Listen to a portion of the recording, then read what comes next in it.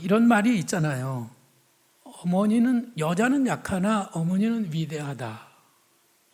그 말에 여러분들도 다 동의하시리라고 생각합니다. 하나님께서는 이 험악한 세상을 내가 그나마 잘 살아가면서 버틸 수 있도록 나 영혼을 위해서 한 사람을 세워주셨는데 그분이 바로 어머니십니다. 그 어머니는 내가 세상에 태어날 때뿐만 아니라 성장해 나가는데 정말 꼭 필요한 한 사람이에요. 미국에서 셋째 딸을 우리가 키웠잖아요. 제가 배 아파서 난 아이는 아니지만은 한국에서 미국에 공부하러 온 그 아이를 잘 보살펴 주느라고 애를 썼습니다. 근데 애가 참 똑똑하기도 하지만은 예의 바르고 그리고 마음 씀씀이도 좋아서 그저 아무 탈 없이 잘 키웠어요. 근데 우리한테는 그렇게 나이스하고 예의 바른 그 딸이 한국에 엄마하고 직접 통화를 할 때는 이게 난폭한 사자같이 되는 거예요. 그 엄마한테 막 훈계하고 따지고 대들고 그래서 제가 야 엄마한테 좀 잘해드려라 그랬는데 아무리 얘기를 해도 소용없어요. 엄마는 세상에서 가장 편안한 사람입니다. 내가 힘들고 어려워 짜증날 때 화가 나서 누군가 화풀이의 대상이 필요할 때는 그게 제일 만만한 사람이 엄마지요. 그래서 그 딸이 우리 집에서 그냥 그렇게 잘 예의 바르게 잘 지내는 것 같았지만은 우리 속에는 스트레스가 쌓이는 거죠. 그럼 그 스트레스를 엄마하고 통화하면서 엄마한테 막 쏟아붓는 거예요. 그것도 엄마의 사랑이로구나. 그것을 깨닫게 됐습니다. 엄마는 내가 거짓말을 해도 끝까지 속아주십니다. 100번 다 믿어주십니다. 그것이 거짓말이라는 걸 알면서도 엄마는 믿어주는 거죠. 근데 어떤 똑똑한 엄마들이 이렇게 말해요. 야, 거짓말하지 마. 자식, 내가 바본 줄 알아? 어제 엄마를 속이려고 그래. 그러면은요, 그 자식은 갈 데가 없는 거예요. 누구한테 가서 화풀이를 하죠?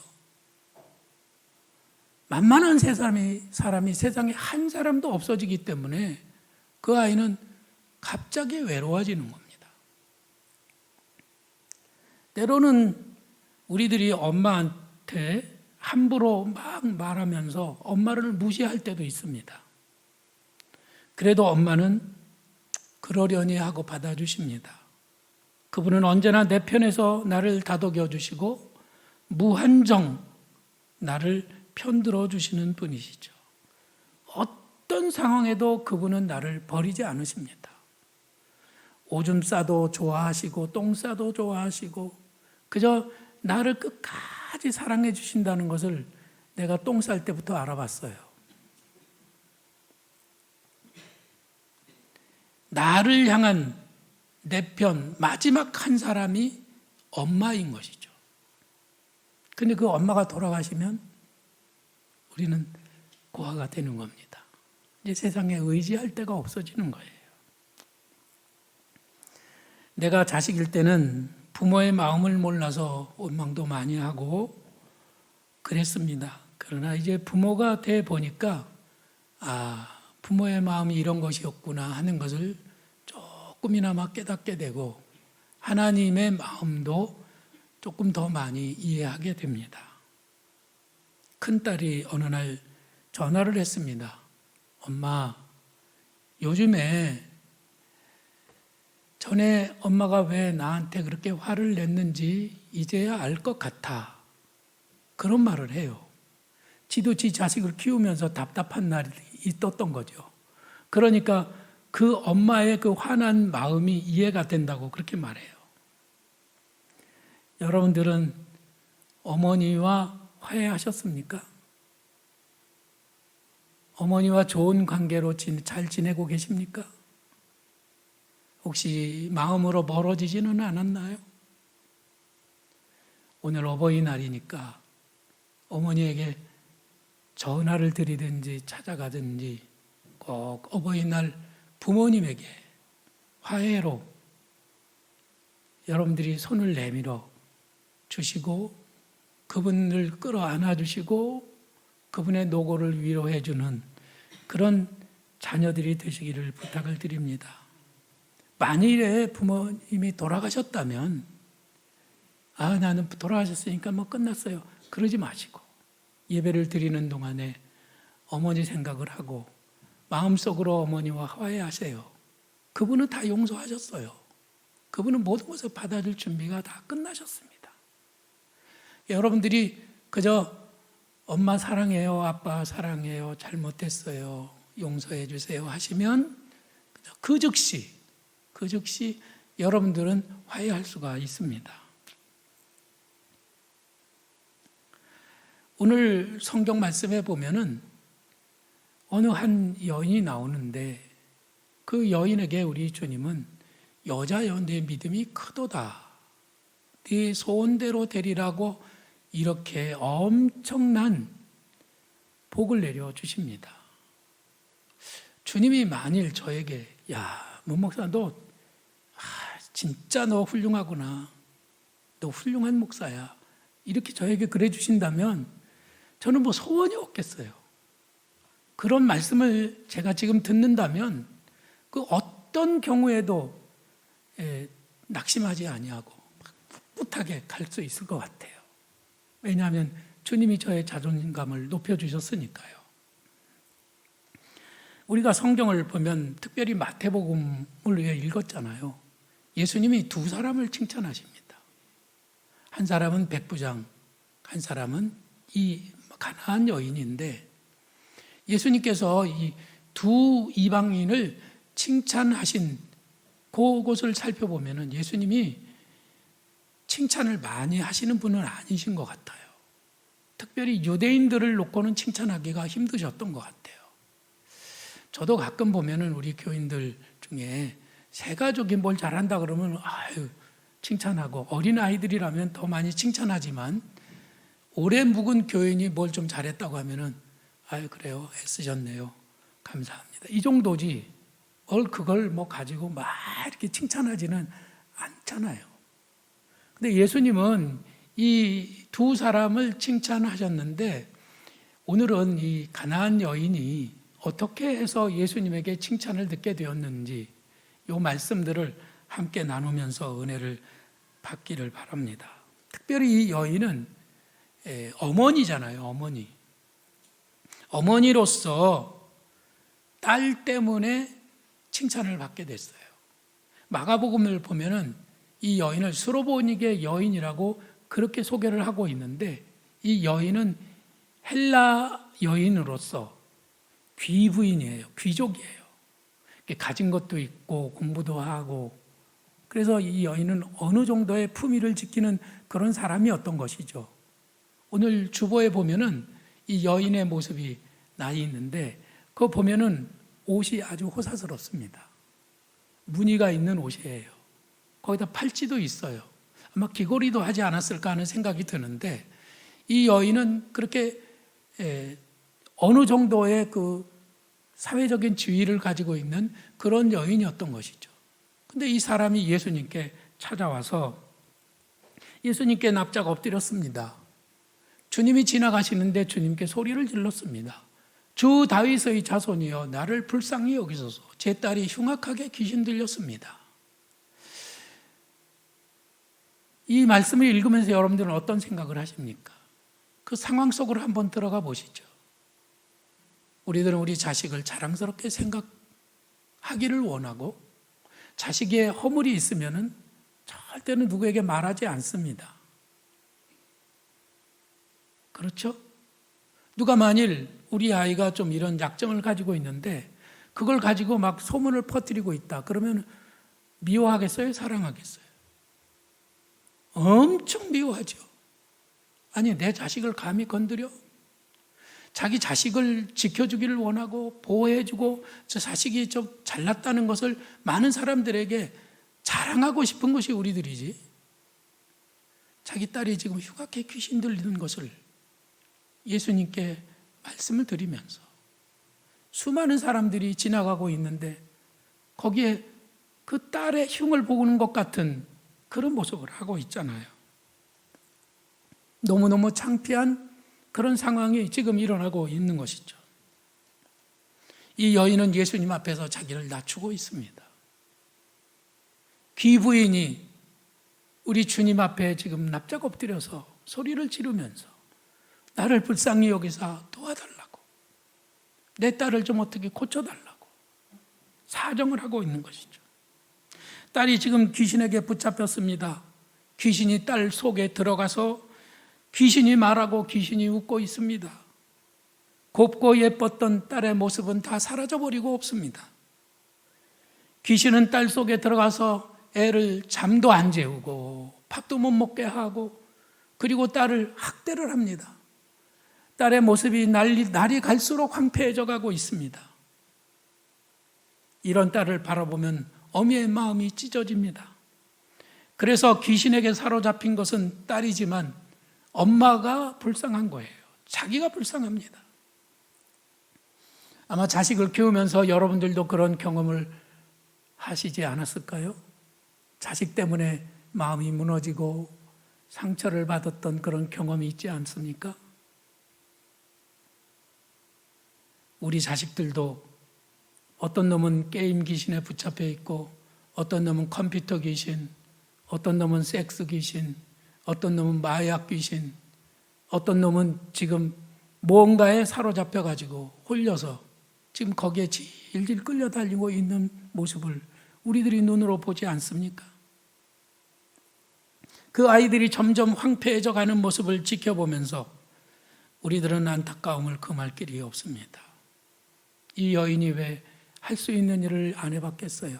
무당도 불러다가 굿도 해보고, 의사에게 찾아가서 상담도 해보고, 돈도 드리고, 권력을 이용해서 어떻게 해서든 자식을 회복시켜 보려고 애를 썼지만 그것이 안 되기 때문에 지금 예수님께 찾아오게 된 것이죠.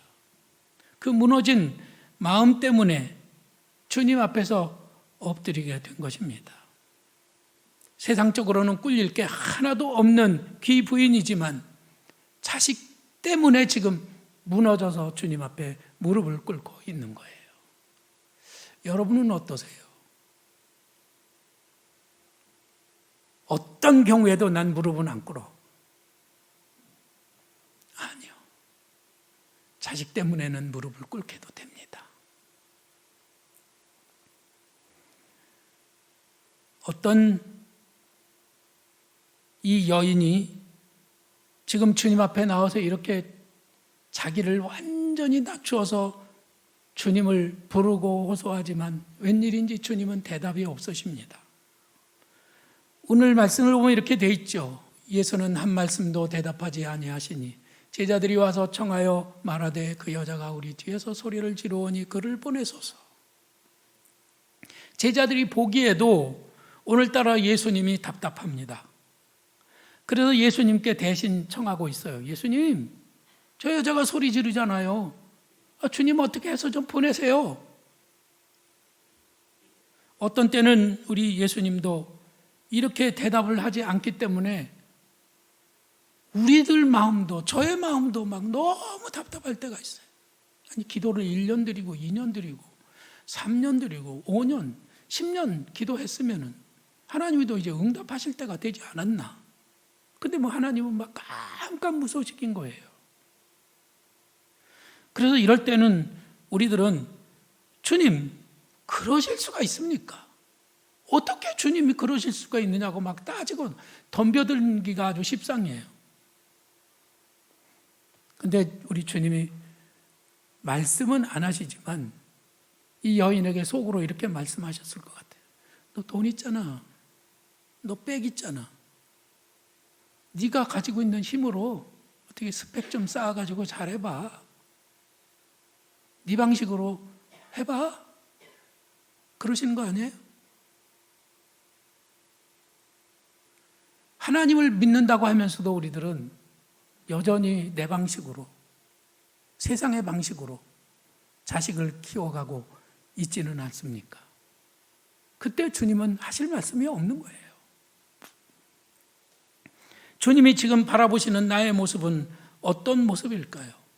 내 안에 견고하게 쌓아져 있는 그 자아의 성은 어떤 모습일지 우리들이 한번 돌아보는 기회가 됐으면 좋겠습니다.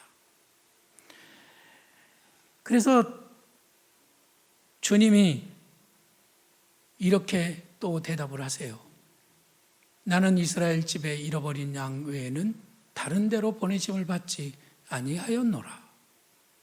아니, 대답을 안 하시는 것만도 참기가 어려운데 이번에 주님은 이방인이라서 안 된다고 말씀하세요. 너 이방인이잖아. 근데 이방인이라서 안 된다고 하는 말씀을 그냥 너 이방인이라서 안 돼 이렇게 말씀하시면 좋은데, 자기는 이스라엘 집에 잃어버린 양에게로만 보냄을 받았다고, 너는 내 자식이 아니라고 이렇게 말씀을 하시는 거예요. 이방인이라서 차별하신다는 것이죠. 돈이 없다고 차별하고, 여자라고 차별하고, 장애인이라고 차별하고, 이런 거 좋은 걸까요? 나쁜 걸까요? 사람이 그러면 안 되죠. 여기가 교회가 아니라고 하더라도 그러면 안 되는 거예요. 아니, 더군다나 예수님이 이방인이라서 안 된다고 말씀하시면은 그거는 좀 이상하잖아요. 진짜로 이방인이기 때문에 안 된다는 말씀일까요? 아니면 또 다른 어떤 숨은 생각이 있으실까요? 저는 예수님이 백부장, 로마 사람 백부장을 소원을 들어주시고 그 하인의 병을 고쳐주신 적이 있는 걸 봐서 예수님이 이방인이기 때문에 안 된다는 이 말은 아니라고 생각이 들어요. 뭔가는 다른 것이 있는 거예요. 이럴 때쯤 되면은 대개 사람들은 따집니다. 주님이 그러실 수가 있습니까? 어떻게 교회가 그럴 수가 있습니까? 목사님이 어떻게 그럴 수가 있습니까? 엄마가 어떻게 그럴 수가 있습니까? 아버지가 돼서 어떻게 그럴 수가 있습니까? 이게 이제 보통 우리들이 세상을 향해서 따지는 그런 방법, 그런 태도들이잖아요. 그렇지 않습니까? 여러분들은 어떠세요? 잘 따지십니까? 잘 안 따지십니까? 전 젊어서 잘 따지는 것이 똑똑한 것이고, 잘 따지는 것을 잘하는 거라고 생각을 했어요. 이렇게 정상적이지 않은 것을 보고 막 눈을 부라리면서 막 따지고 똑똑한 소리를 해야 내 권리를 찾아먹는 거라고, 그것이 바르게 사는 것이, 그것이 정의롭다고 생각을 했습니다. 그러나 이제 와서는 그게 아니라는 거 하는 것을 알아요. 그 여인이 만일에 이 자리에서 따졌더라면 그 여인은 끝났어요. 근데 다행히도 이 여인은 그 자리에서 따지지를 않습니다. 포기하지도 않습니다. 본능을 뛰어넘는 인내심과 사랑을 여기서 발휘하고 있는 거예요. 수년 전에 70세 넘은 어머니가 두 아들과 딸을 보살피는 이야기가 텔레비전에 나왔습니다. 놀랍게도 세 자녀는 모두가 다리로 걷지를 못해요. 그냥 안진뱅이라 방바닥에서 그냥 기어다니는 것이 사는 거예요. 그래서 70세가 훨씬 넘은 어머니가 좀 덜 늙은 자식들을 보살피고 있는 거예요. 얼마나 힘들까요? 다 걷지만 걷지를 못하기 때문에 그 자식들을 먹이고 입히고 씻겨주고 또 잠재우고, 이거를 70세 넘은 어머니가 혼자서 하고 있는 거예요. 이 어머니가 이렇게 말해요. 다른 사람들은 죽었으면 좋겠다고 그러는데 나는 하루라도 더 많이 살고 싶어요. 왜냐하면 내가 죽으면 자식들이 살 길이 없기 때문에. 이 스로보닉의 가나안 여인이 예수님 앞에 당신이 그럴 수 있습니까? 이렇게 따졌더라면 그 여인은 은혜를 받을 수가 없었어요. 그는 포기할 수가 없는 겁니다. 그는 그래서 주님 앞에 더 납작 엎드리는 거예요. 어떤 때 우리는 자식 때문에 더 참게 되고, 자식 때문에 더 겸손해지게 되고, 자식 때문에 온유해지고, 자식 때문에 하나님이 나를 천국 사람으로 준비하시는 것을 경험하게 됩니다. 그래서 이 여인은 포기하지 않고 한 번 더 주여 나를 도우소서 이렇게 간청을 드렸어요. 근데 놀랍게도 우리 주님은 더 심한 말씀으로 여인의 자존심을 확 무너뜨립니다. 뭐라고 하셨나요? 자녀의 떡을 취하여 개들에게 던짐이 마땅하지 아니하니라. 아직도 아닌 거예요. 주님 이만하면 이제 기도를 들어주셔야죠. 그런데 아직도 더 낮아지고 아직도 더 무너져야 할 자존심의 뿌리가 남아있는 것이죠. 우리들이 하나님 앞에 살아갈 때 하나님의 은혜를 받는데 제일 큰 어려움은 뭘까요? 그것은 자존심이라고 하는 것입니다. 가장 큰 원수는 나 자신의 자존심이에요. 그래서 이 여인을 개에 비유하고 있습니다.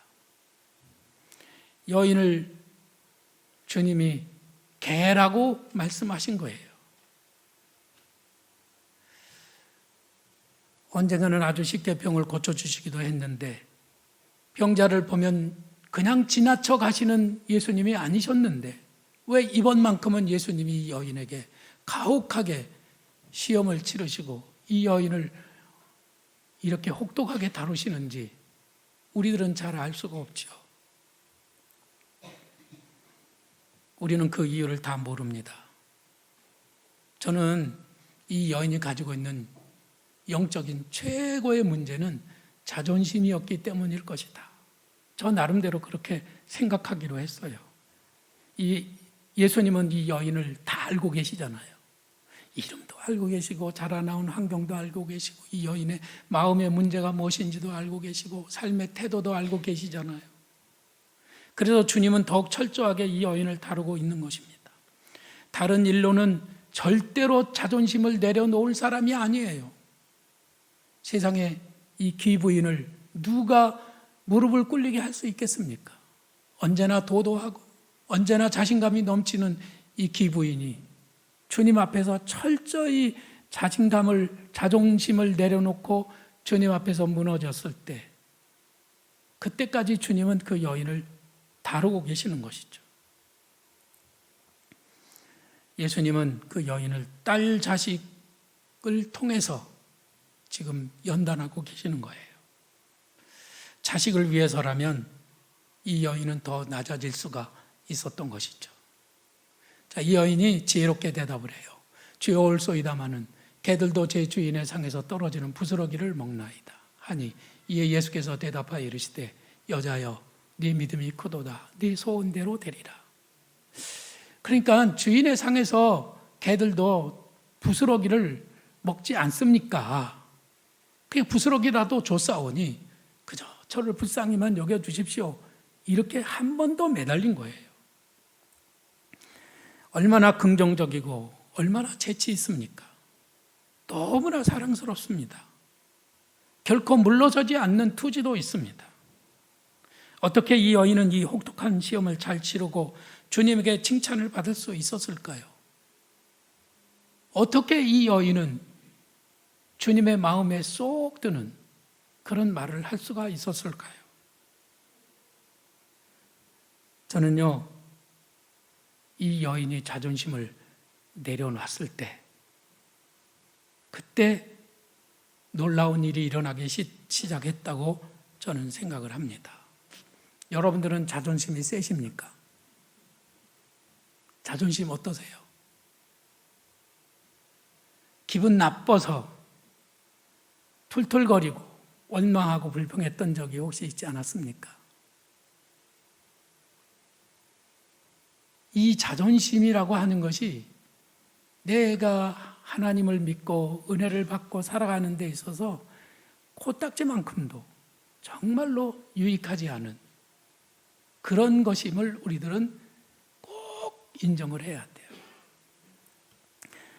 며칠 전에 한의원에 갔더니 한의사가 저한테 그래요. 목사님 아주 센 사람입니다. 무지하게 센 사람이래요. 이런 사람 그렇게 흔하지 않대요.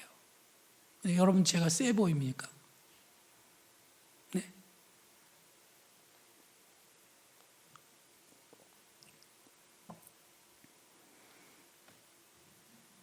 저는 그래서 그 세다고 하는 말을 내가 좀 이렇게 그 강한 사람이로구나 이렇게 생각을 했는데 지금에 와서 이렇게 이 말씀과 더불어 생각을 해보니까 자존심하고 자존감이 막 뒤엉켜가지고 그것 때문에 이게 뒤엉킨 것 때문에 내가 힘든 거예요.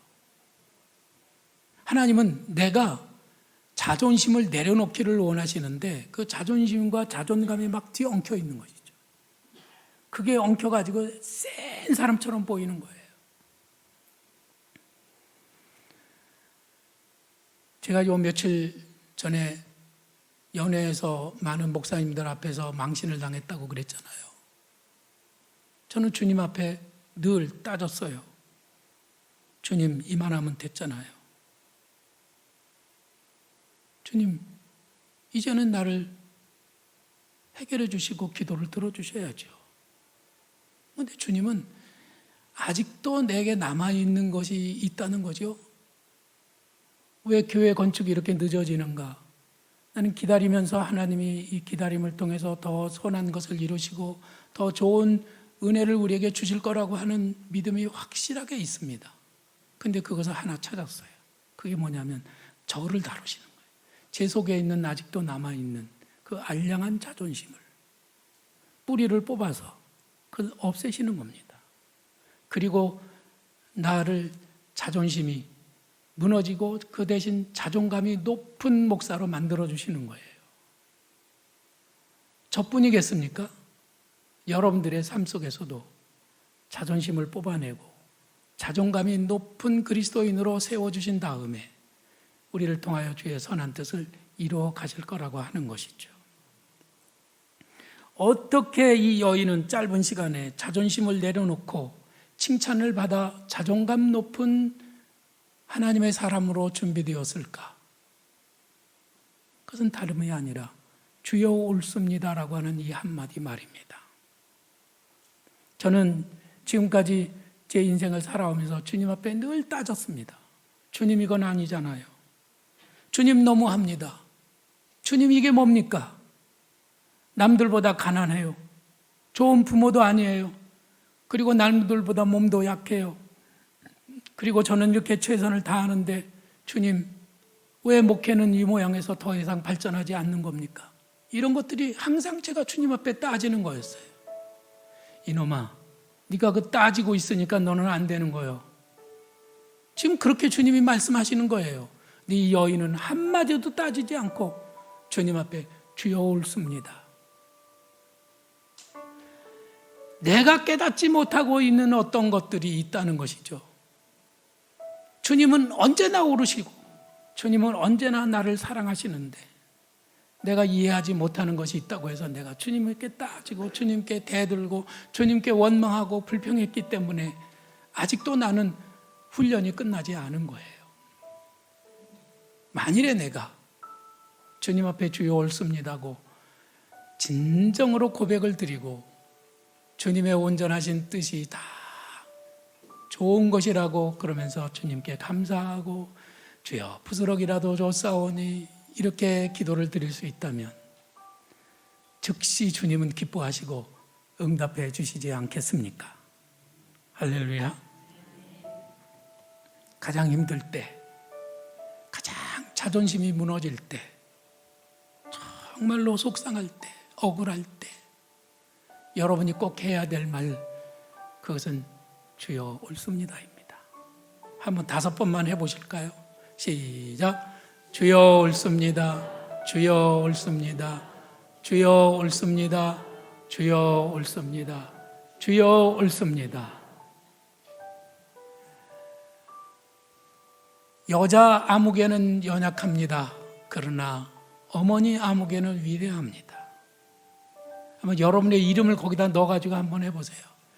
시작.